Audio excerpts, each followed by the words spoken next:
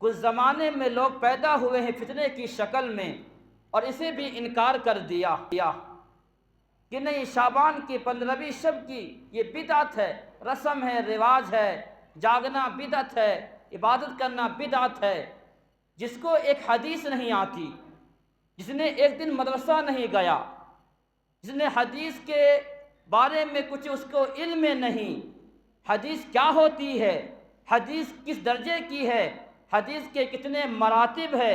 حدیث کون سی صحیح ہے، کون سی حدیث ضعیف ہے، کون سی حدیث جو ہے حسن ہے، کون سی حدیث مرفوع ہے، کون سی حدیث موقوف ہے، کون سی حدیث مقطوع ہے، انہیں کوئی بھی پتہ نہیں ہے۔ بس یہ ہے کسی نے کہہ دیا